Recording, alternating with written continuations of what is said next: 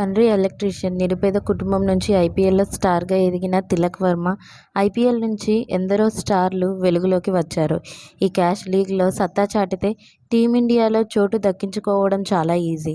ఎందరో యంగ్ క్రికెటర్లు తమ టాలెంట్ను ప్రూవ్ చేసుకునేందుకు తహతహలాడుతున్నారు. ఈ క్రమంలోనే ముంబై ఇండియన్స్ నుంచి సరికొత్త స్టార్ బ్యాట్స్మన్ పుట్టుకొచ్చాడు. అతనే తెలుగు కుర్రాడు తిలక్ వర్మ. గత సీజన్లలోనే సత్తా చాటినా పెద్దగా పేరు రాలేదు. కానీ ఆదివారం రాయల్ ఛాలెంజర్స్ బెంగళూరు ఆడిన ఇన్నింగ్స్తో అందరి దృష్టిని ఆకర్షించాడు.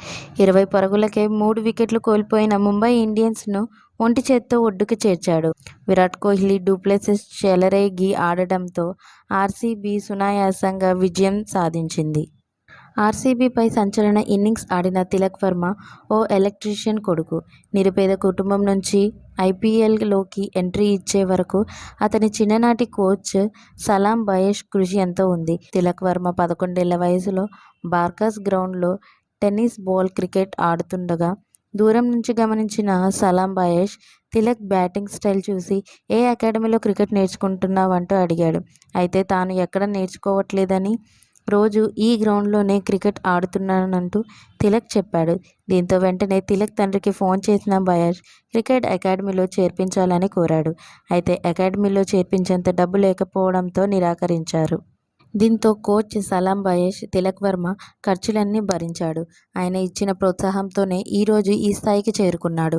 తిలక్ వర్మను తన ఇంటి నుంచి తీసుకువెళ్లి ఫుడ్ వసతి కల్పించి ఆ క్రికెట్ నేర్పించి అత్యుత్తమంగా తీర్చిదిద్దాడు. తిలక్ వర్మ శిక్షణ పొందిన క్రికెట్ అకాడమీ హైదరాబాద్లోని లింగంపల్లిలో ఉంది. ఇది అతని 40 కిలోమీటర్ల దూరంలో ఓల్డ్ సిటీ చంద్రయాన్ గుట్టలో ఉంది. సలాం బయేష్ తన బైక్పై రోజూ తీసుకువెళ్లి మళ్లీ తీసుకొని వచ్చేవాడు.